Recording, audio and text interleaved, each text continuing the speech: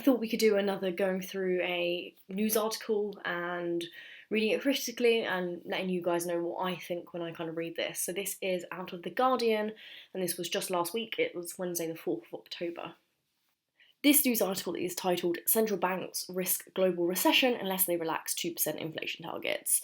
And then it goes on to say how the economic arm of the UN is saying that a pro-growth stance is needed because interest rates rises are increasing inequality. So the first thing I start to think about here is I think, okay, the topic is on central banks, and in particular it's looking as if it's the central banks that have a kind of like an inflation targeting monetary policy framework. And what I kind of think here is, okay, you're telling me there's a pro-growth stance needed, but needed in kind of like what respect? Because if we think about central banks' main objective, especially if they're an inflation targeter, well then it's price stability. And if they do things that kind of almost don't put that as the main objective or the priority, could we potentially be unanchoring inflation expectations? And therefore we're kind of going against what the central bank's there for and what their kind of like main role is in this case. So that's kind of my first thought, but let's read on a little bit more.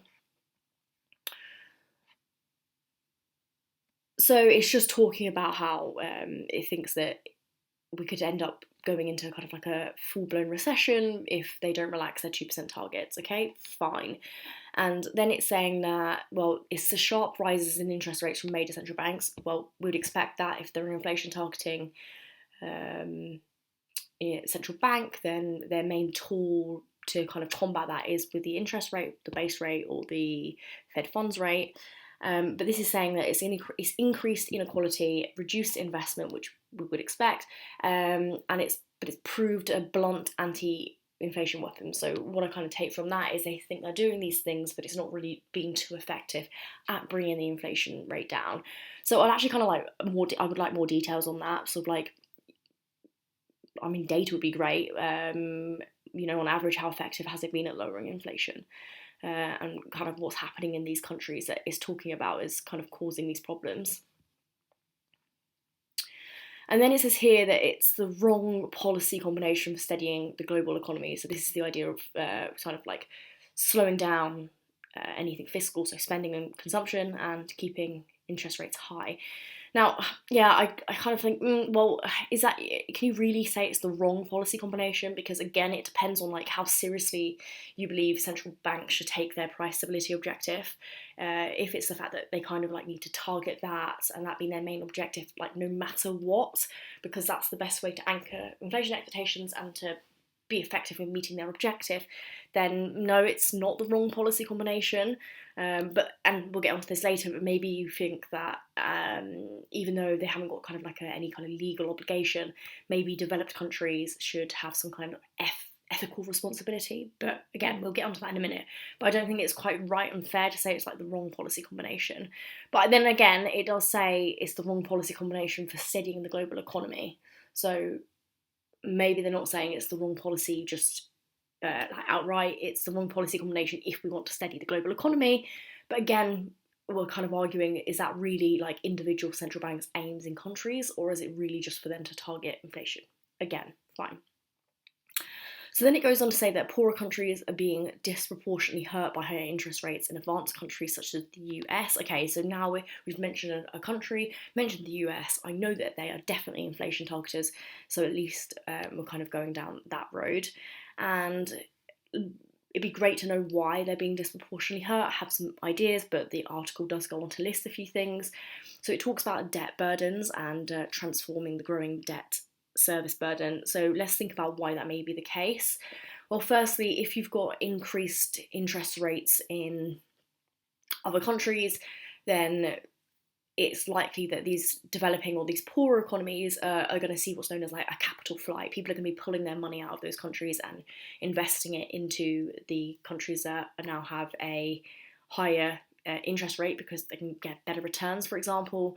We're likely to see reduced foreign direct investment into these poorer and developing countries, which a lot of them rely on FDI to help their economic growth. So it could be a problem there. So I can see why they're going on about that.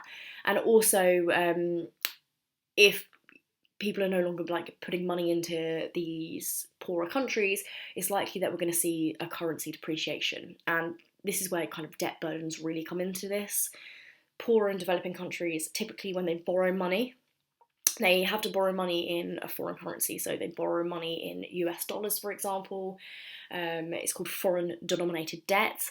And obviously the problem with that then is if their currency suddenly depreciates or falls against the US dollar, for example, kind of that debt burden's now increased because they're getting fewer US dollars for their own currency and they've got to pay back the debt they've borrowed in US dollars. So yeah, we can see why that's particularly an issue. So you could then maybe argue that, especially if like the US knows these countries kind of don't have any choice but to borrow in their currency, maybe there is again some kind of ethical consideration they should have for these countries in terms of like making sure they're not like making their situation worse or destabilizing them. And I kind of said that here. I was like, well, do major countries have kind of like an ethical responsibility here? Then it says that inflation had come down from its highs in the late 2022. Okay, so we've managed to somehow get inflation down, but it goes on to say that it thinks that its descent was mainly caused largely by the easing of supply side pressures, and that's highly possible. But again, I would like a lot more evidence of cause and effect here as to why they can make this statement and why they're pretty sure it's like the supply side pressures easing and it's not the response of like raising interest rates in these countries. Again, yeah. Okay, and then it goes on to say that reducing inequality should be a policy priority in developed and developing countries. So kind of, again, what I'm saying here is like, now instead of saying, oh, we can't really say that's what they should go for because we've kind of given that argument already, like we need to decide what the central bank is there for and which objective they should go for. But maybe now we can think a bit more deeply about why maybe these more advanced countries, let's take the US, should be caring about making sure they're not destabilising other countries and why they should care about reducing the inequality. And I kind of thought here as well, ensuring stability in their trading partners. You know, they likely trade a lot with these countries and get a lot from them. So you kind of don't want to harm them massively because they'll go on to affect you. We've now appreciated that we're in a massively interconnected economy, so efforts to stabilise one economy probably really shouldn't destabilise another one, but especially in the case when it's like hard global times. And that's kind of like what I really took from this is it depends on what you see as the main objective of the central bank and whether or not they should be relaxing their inflation targeting. But again, if this is true, if it's the idea that the only reason really inflation has come down, again, I want more evidence, but it's because we've just eased supply side, it's not really been because of the interest rate rises, then potentially it's possible that they can relax what they're doing in terms of their inflation targeting approach, and it doesn't have like detrimental effects on inflation, and hopefully it doesn't have detrimental effects on like the anchoring of inflation expectations. So maybe it's possible they have some movement there. They can do this, they can meet kind of like, they can have a two-pronged approach. They can help the global economy in terms of growth, and again, they're not going against their inflation targeting objective. That's kind of like really what I took from this article. It wasn't too long, it was quite interesting, and it makes you kind of really think about what, firstly, in an interconnected world, whether countries have some kind of responsibility for, well, the global growth as a whole, but also poorer and developing countries. But then again, what the point of the central banks are and kind of how much they should be adapting what they're doing depending on like the world or the global situation. So I hope that was somewhat interesting and you kind of took something from that. And if you ever got set something as an assignment, for example, read this article and write about it and be critical, this is kind of some of the comments I would make.